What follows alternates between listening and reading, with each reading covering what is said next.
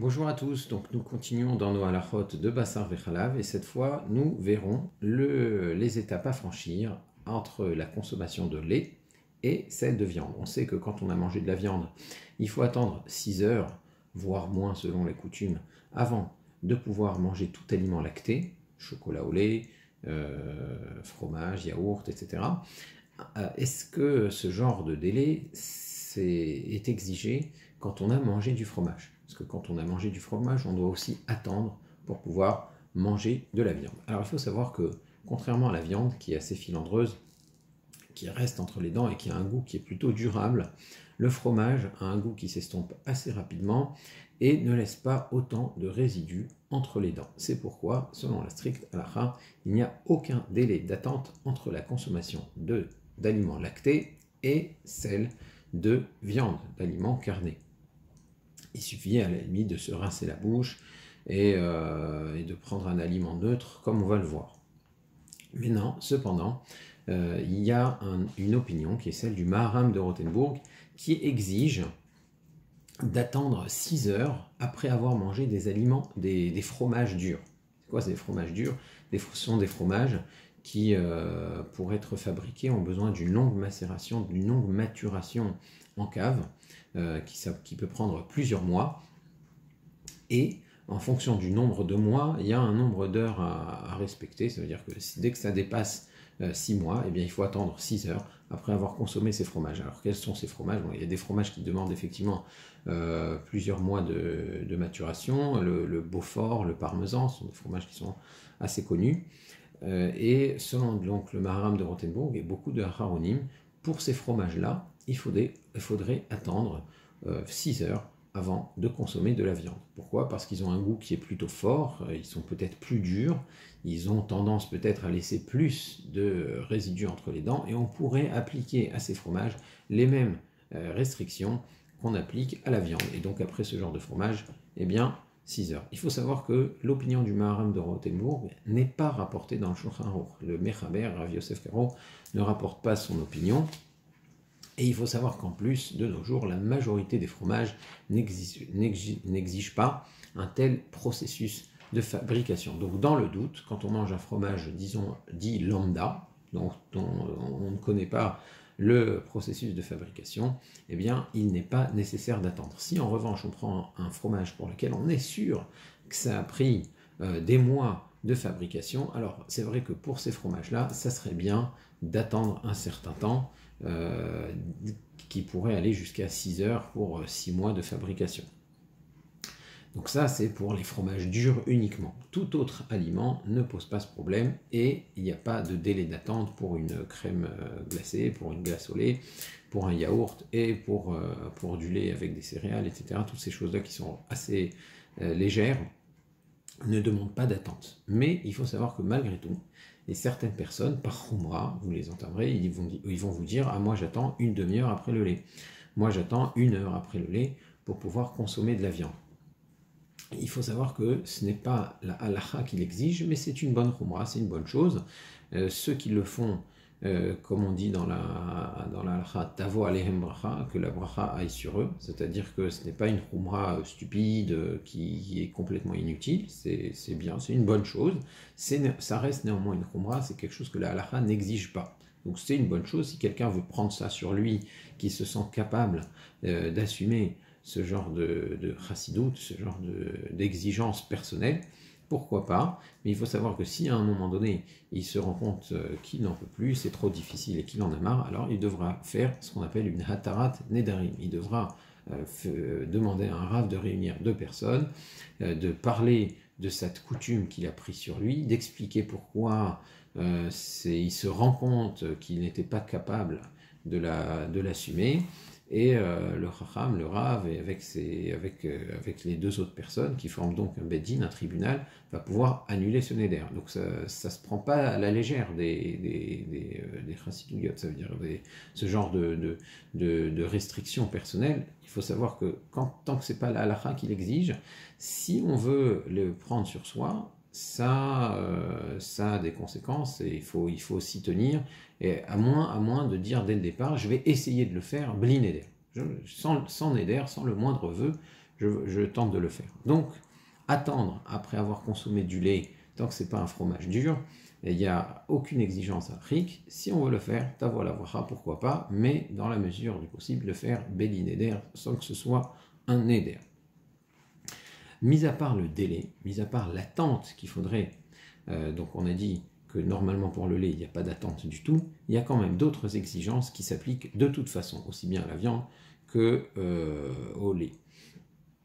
Il faut savoir qu'on ne peut pas consommer de viande et de lait au cours d'un même repas. Alors après la viande, de toute façon, c'est difficile d'être au cours du même repas 6 heures après, c'est clair, mais on pourrait en entrée consommer un plat lacté, et dans le reste du repas, prendre de la viande. Alors, est-ce que c'est possible une chose pareille, la question se pose très souvent à Shavuot, parce qu'à Shavuot, on arrive, on fait le kiddush en général. Après le kiddush, on prend des repas, des gâteaux au lait, c'est ça la coutume. Mais après, il y a un repas de fête qui est très souvent un repas à base de viande. Donc, est-ce que lors d'un même repas, on peut consommer du lait et de la viande? Il faut savoir que normalement, non, justement, on ne peut pas, dans un même repas, consommer du lait et de la viande, même si l'ordre est respecté, c'est-à-dire qu'on prend le lait avant la viande. Malgré tout, le lait et la viande ne peuvent pas être consommés dans le même repas. Alors qu'est-ce qu'on fait pour marquer la différence? Pour marquer cette différence, il faut qu'après avoir consommé le lait, on ait dit la bracha harona, on ait récité la bracha finale. C'est-à-dire que s'il s'agit d'un gâteau au lait, par exemple, eh bien, ou de crêpes ou de pâte au fromage ou ce genre de choses. Donc ce sont des aliments à base de céréales. La bracha qu'il faudra réciter après, c'est à la michia va la kelkala. Donc la bracha, ce qu'on appelle la bracha me'en shelosh, celle qui se récite après tout aliment fait à base de céréales. Mais étant donné que c'est lacté, tu dois dire la bracha finale, tu dois t'acquitter cette bracha finale pour marquer la fin du repas, pour bien montrer que tu as terminé le repas lacté. Si c'est un yaourt, si c'est un verre de lait, il faudra dire Boré Nefashot Rabot. Donc la bracha simple qu'on récite après les aliments simples, les aliments qui sont chez Akolini, Abidvaro.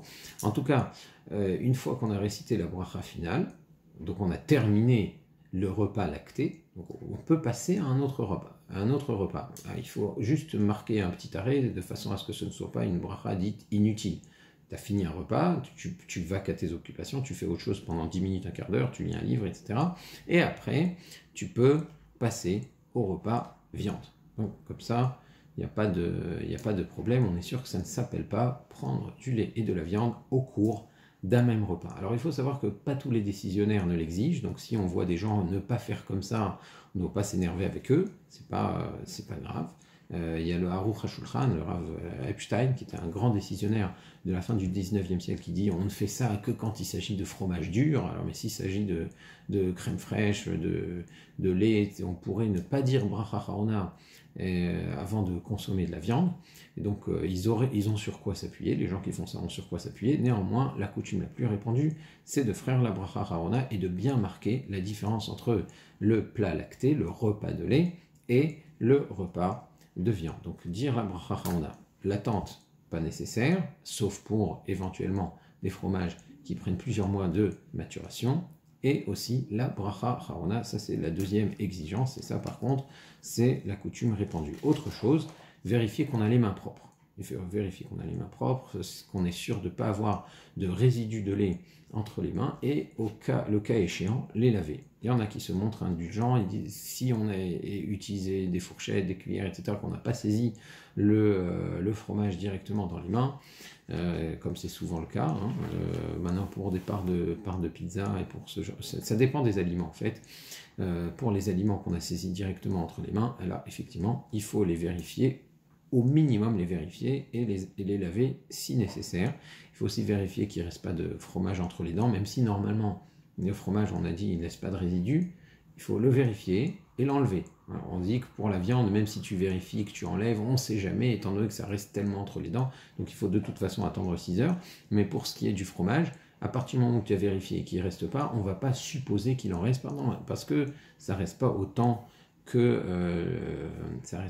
la viande. Alors, donc on lave les mains, on vérifie qu'il n'y a rien entre les dents, et pour être sûr d'avoir la bouche propre, il faut consommer un aliment neutre, prendre une tranche de pain, prendre un gâteau, quelque chose qui n'est ni lait ni viande, on le consomme, on boit un verre d'eau, pas besoin d'un gargarisme, pas besoin d'un bain de bouche, hein, il suffit de boire un verre d'eau, et après avoir dit la bracha Harona, on peut consommer, passer à un repas de viande. Est-ce que, quand on dit qu'il faut se rincer la bouche, se laver les mains, avant de pouvoir prendre la viande après du lait, est-ce que c'est valable pour tous les types de viande? On avait dit que quand on consomme de la viande, que ce soit de la viande rouge ou que ce soit du poulet, même pour du poulet, donc qui n'est interdit que midera banane, il y a quand même une exigence d'attendre 6 heures.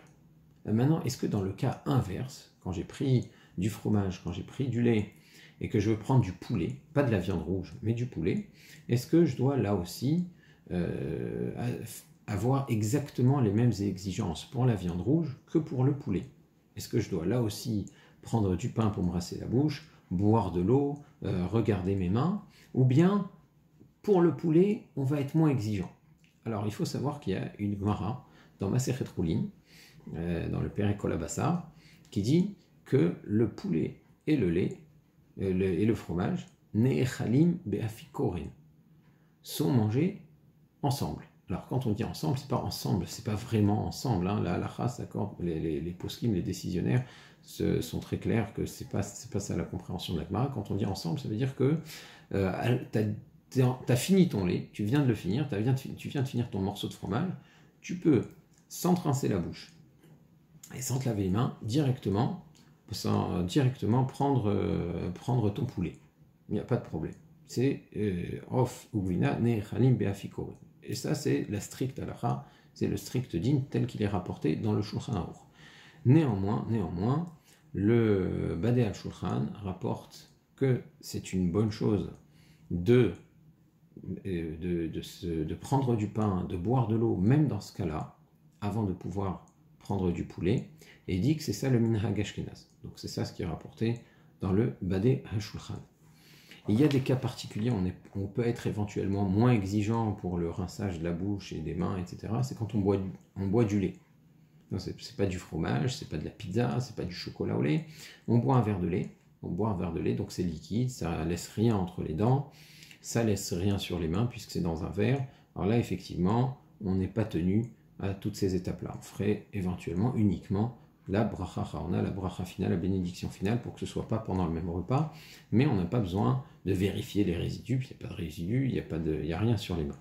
Et inversement, une personne qui aurait une dentition irrégulière avec des reliefs un peu improbables, alors là aussi, il doit se curer les dents rigoureusement après du fromage, et voire même se brosser les dents. Donc tout dépend des situations. Il faut être sûr, il faut faire une vraie vérification, être sûr qu'il n'y a plus rien entre les dents pour passer du fromage à la viande. Pour le poulet, on a dit que c'est déjà un peu moins urgent, même si c'est une bonne chose de le faire. Autre étape à franchir entre un repas lait et un repas viande, même s'il n'y a pas le délai, il faut que la table soit nettoyée. Donc si on a pris un repas de viande, on a attendu les 6 heures, etc., et maintenant on veut prendre un repas de lait, et que la table est toujours là, avec les reliefs du midi, et qu'il y a des morceaux de pain qui ont servi à ce repas de viande, eh bien, il faut débarrasser la table et la nettoyer si maintenant on veut passer au repas de lait. Et inversement, si on a pris un repas de lait et qu'on veut passer à un repas de viande, même si c'est 2 heures après, 3 heures après, il faut nettoyer la table, et ça c'est une recommandation du Shulchan Aruch. C'est dans l'Alcha, c'est pas juste un conseil de ménagère. On doit donc retirer les restes de pain, et il faut savoir que les morceaux de pain qui auraient servi pendant un repas de lait, on ne peut pas les utiliser pendant un repas de viande, et inversement non plus, parce qu'ils peuvent avoir eu des projections alimentaires dessus, et donc si maintenant on se met à utiliser le même morceau de pain alors qu'on l'avait au petit déjeuner, il y a peut-être du beurre dessus, il reste peut-être du beurre et de la confiture dessus, donc je ne peux pas utiliser le même pain pour après saucer le poulet, saucer la viande, etc. Alors, ça, bien sûr, c'est uniquement les morceaux de pain qui sont entamés. Si ce sont des tranches qui sont entières, qu'on n'a pas vraiment touchées, ou le morceau de pain qui est entier, là évidemment, même s'il était sur une table de viande, normalement, je peux l'utiliser pour une table de lait, pour un autre repas. C'est ce que conclut le Igerot Moshe, Rav Moshe Feinstein. ce qu'il faudrait faire, c'est au moins faire attention lors du repas, à ne pas le saisir directement avec les mains alors qu'on aurait les mains maculées d'aliments lait ou d'aliments viande, parce qu'à ce moment-là, ça peut poser un problème, même quand le pain est entier. Donc, veillez à ce que quand on coupe le pain, on le fasse avec les mains propres, de façon à ce qu'il n'y ait pas de problème si ce même pain, il a des chances d'être utilisé dans un repas d'une autre nature. C'était un repas de viande, il peut être utilisé éventuellement le lendemain. Si on utilise les chalotes de Shabbat, par exemple, pour le petit déjeuner du dimanche matin, il faut faire attention à ce que quand on coupe les chalotes, on le fasse pas on le fasse avec des mains propres, et on le fasse au début du repas. Comme ça, on est sûr que ce qui n'a pas été touché peut être neutre et peut être utilisé lors d'un autre repas. Autre question intéressante, est-ce qu'on peut servir les mêmes salades, les mêmes pots de salade pour un repas lait et pour un repas viande? Un exemple simple, on va parler de moutarde. Donc, la moutarde peut servir à accommoder des crudités qui seraient servies avec du fromage et avec des aliments lactés. Elle peut servir aussi à agrémenter des grillades. Non, on peut mettre de la moutarde sur des grillades. Alors ce pot de moutarde, ce fameux pot de moutarde qui a servi à mes grillades, est-ce que maintenant je peux le mettre aussi avec mon repas de fromage, ou des fromages variés et des crudités? Est-ce que je peux utiliser le même pot de moutarde? Eh bien, en réalité, ça dépend de la façon dont la moutarde est servie. Si, pour servir la moutarde, j'utilise le couteau avec lequel je coupe le steak, avec lequel je coupe l'entrecôte, eh ben là, effectivement, il va y avoir du gras de l'entrecôte, du gras de la merguez dans le pot de moutarde. Je ne pourrais pas utiliser le même pot de moutarde ensuite pour un repas lait. Le pot de moutarde, ça sera ce qu'on appelle becheskat basari. Il y a une présomption qu'il soit viande, qu'il soit accompagné de goût de viande, et donc je ne pourrais pas utiliser le pot de moutarde pour un repas lait. Si en revanche, je me sers la moutarde avec une cuillère propre, même si c'est une cuillère qui fait partie de la vaisselle viande, hein, la vaisselle la cuillère est propre, si la cuillère est propre, alors la moutarde reste neutre et on pourra la poser aussi bien lors d'un repas viande que d'un repas lait. Donc ça, en fait, ce sont des automatismes à prendre. Quand on a des sauces, des accompagnements, il faut qu'ils soient servis avec une cuillère indépendante et propre, de façon à ce qu'il n'y ait pas de confusion après, qu'il n'y ait pas ce qu'on appelle de pot avec becheskat basari, etc. Même chose quand on fait attention avec la confiture. Et ce qui se passe souvent, c'est que la confiture, elle est posée sur le petit déjeuner, on s'en sert avec le couteau qui est encore beurré. Ben, il ne faudrait pas qu'après, cette confiture, elle serve à faire des pâtisseries qui seraient servies à la fin d'un repas de viande. Voilà, donc il faut faire attention à cela, à ce que ou alors vous faites attention à ce que ce pot de confiture il reste pour le petit déjeuner, il reste lait et voilà, il n'y a plus de confusion. Donc ce qu'il faut faire aussi, donc on a vu plusieurs étapes. On a vu qu'il faut dire la bracha on a vu qu'il faut manger un aliment neutre pour rincer la bouche, il faut boire de l'eau pour rincer la bouche aussi, il faut nettoyer la table, enlever les morceaux de pain, il faut éventuellement ne pas utiliser les mêmes pots de salade, et il faut aussi changer la nappe. Changer la nappe parce que surtout une nappe en tissu qui peut absorber les projections de sauce. Si ça prend des projections de sauce qui sont viande, alors on ne pourra pas se servir de la même nappe pour un repas de lait. Et le problème est encore plus accru, le problème est accru quand il s'agit des essuie-mains. Alors la nappe, c'est peut-être pas aussi grave, mais les essuie-mains, là vraiment, on s'essuie les mains pendant les repas avec de la sauce, et si c'est de la sauce viande, et qu'après on peut avoir carrément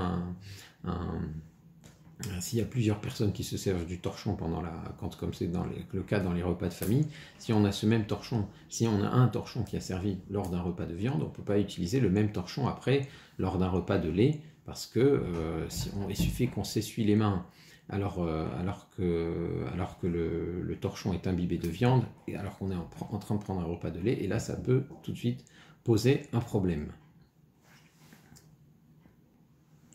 Alors la question intéressante sur ces torchons, c'est est-ce que les torchons qui ont servi pendant les repas de lait et les torchons qui ont servi pendant les repas de viande peuvent être lavés ensemble dans le lave-vaisselle?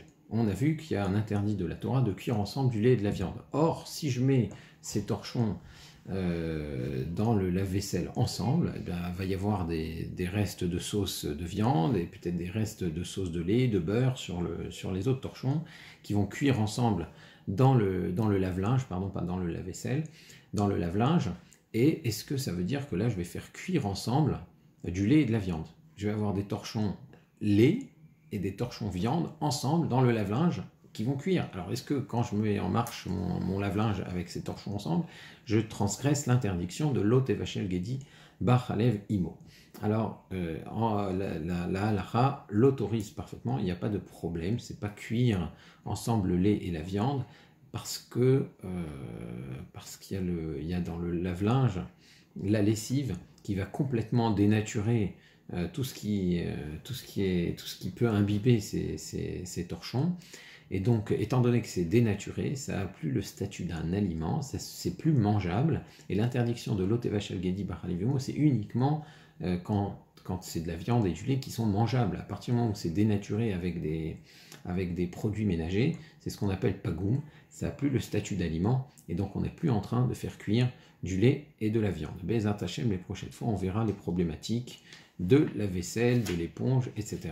Au revoir.